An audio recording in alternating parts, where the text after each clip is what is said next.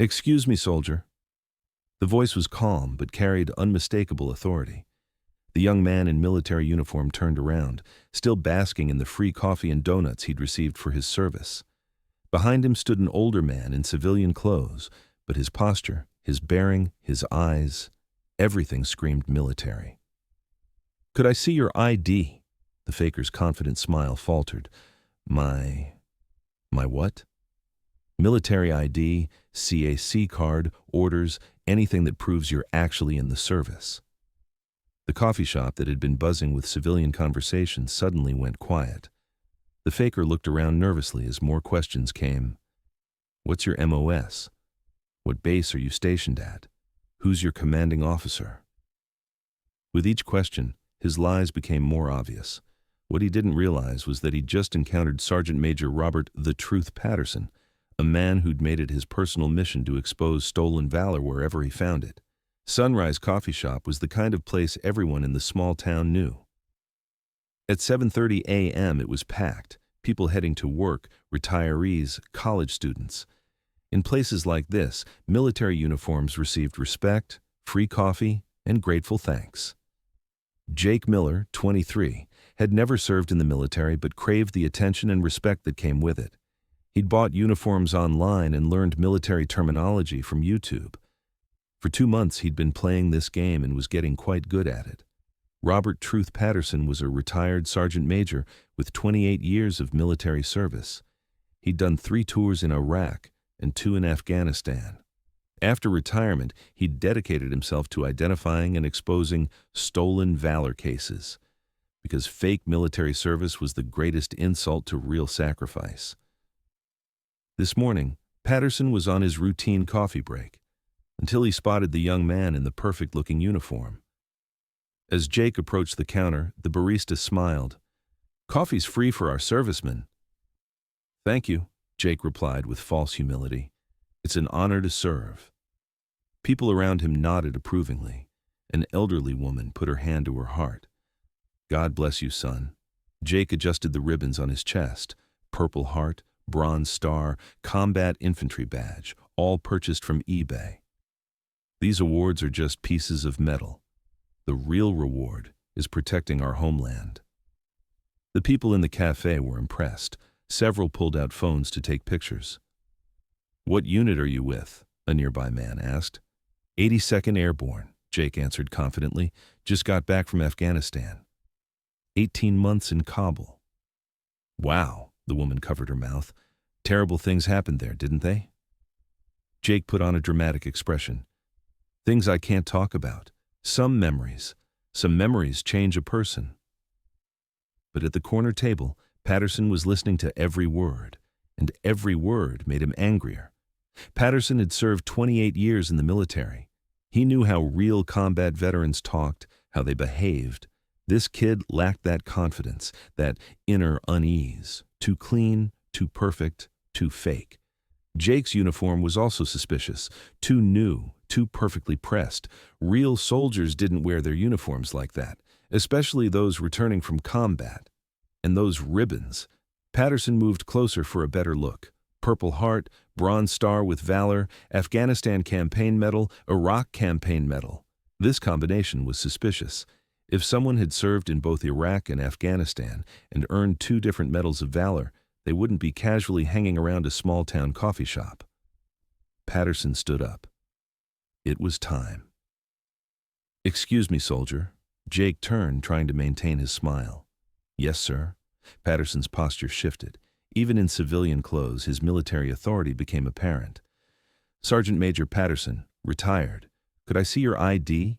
A flash of panic crossed Jake's eyes. "ID?" "Your CAC card. Orders DD214. Anything." The cafe went quiet. Other customers were trying to understand what was happening. Why?" Jake stuttered. Patterson smiled, a cold, professional smile. "Because I've been in military service for 28 years and there are some inconsistencies in your story." "So let's see," Patterson continued in a calm voice. "You said 82nd Airborne. Which battalion?"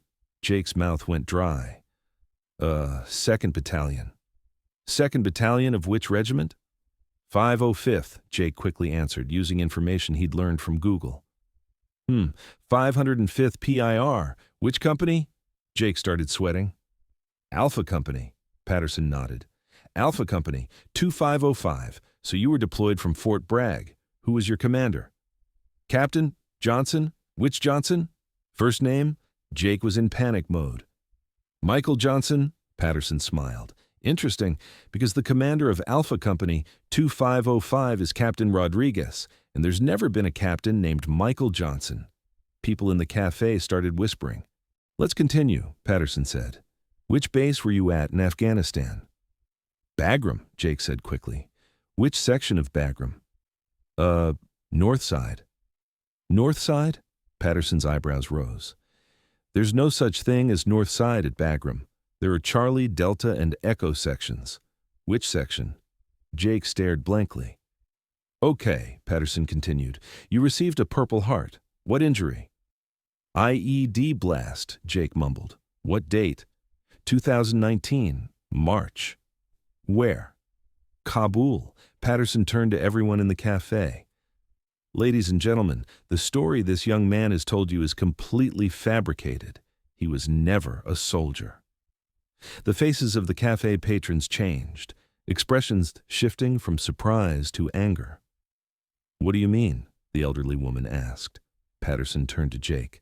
Tell them how you're stealing attention by using real soldiers' sacrifices. I. Jake stuttered. You were never in the 82nd Airborne. You never went to Afghanistan. You bought these ribbons from the internet and turned real soldiers' pain into a game. Patterson pointed to the Purple Heart on his chest. Do you know what this medal is given for? For being wounded in enemy action, for shedding real blood, for experiencing real pain. Jake's face had turned bright red. I know this medal because I have one too. I earned it when I took shrapnel in Iraq. I still have metal fragments in my leg. Do you? No, Jake whispered. Patterson turned to everyone in the cafe. Folks, this is something called stolen valor. People who never served in the military use fake identities to steal soldiers' respect and benefits. The elderly woman was now angry. How is this legal? Most of the time it's not, Patterson replied. Especially wearing these ribbons is a federal crime. It's illegal to falsely wear military decorations. Jake started removing the top part of his uniform. I'm sorry. No. Patterson stopped him. Don't take it off now. Now I want everyone to see. The other customers in the cafe were judging Jake with their looks. This is disgusting, a young mother said. While real soldiers are dying, you're playing games. The barista came back. I want your coffee back, and I never want to see you here again. Jake's eyes filled with tears. I just wanted respect. Respect is earned, Patterson said in a harsh voice, not stolen. Real soldiers earn respect with their blood, sweat, and sacrifice. Patterson pulled out his phone. Now you're going to take off that uniform, and you're going to promise never to wear it again. Let me tell you a real story. Patterson turned to everyone in the cafe. 2007, Ramadi, we were on patrol. An IED exploded. Our vehicle was blown into the air. Me and 3 of my buddies were wounded. Jake was still standing, but now he was listening. Sergeant Martinez lost his leg. Specialist Johnson lost his eye. Private Thompson died that day. He was 19 years old. Patterson's voice filled with emotion. These ribbons are in memory of them, for their sacrifice. You're turning this into cheap entertainment. People in the cafe couldn't look at Jake anymore. Patterson turned to Jake. Now I'm giving you a choice. You can take off this uniform and walk away, or I'll call the police and you'll face federal charges.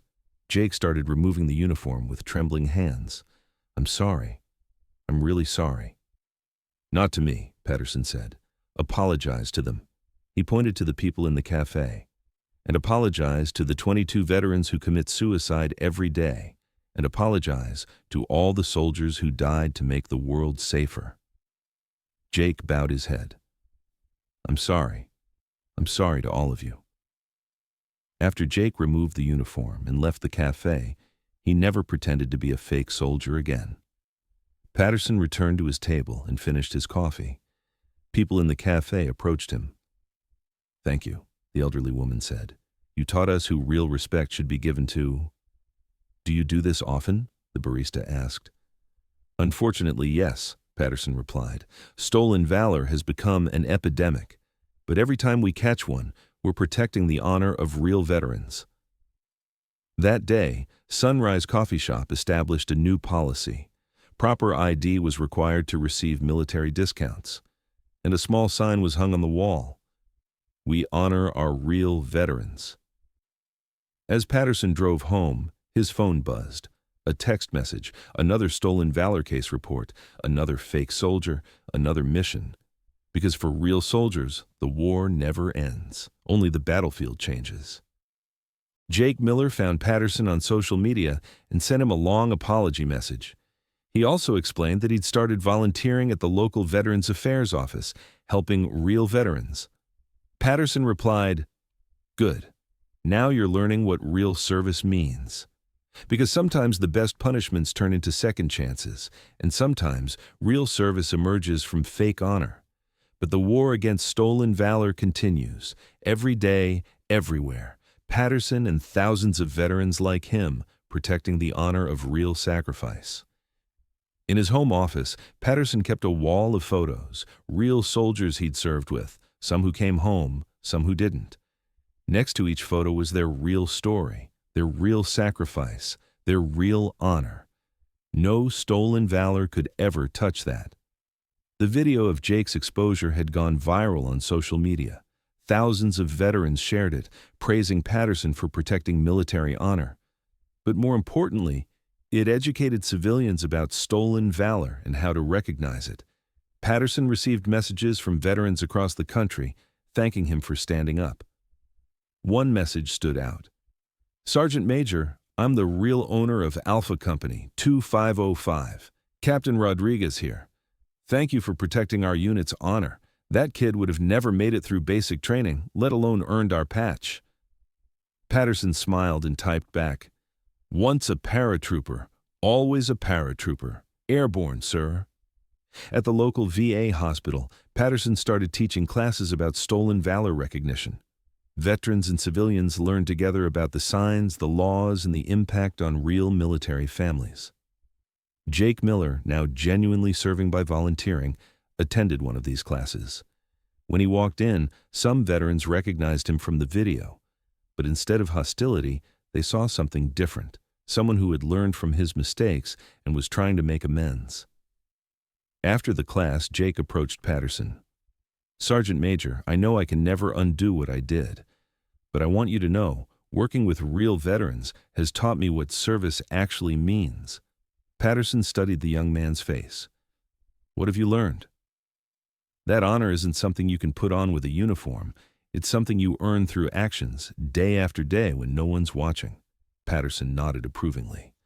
"Now you're starting to understand." As Jake walked away to continue his volunteer work, Patterson felt a sense of satisfaction.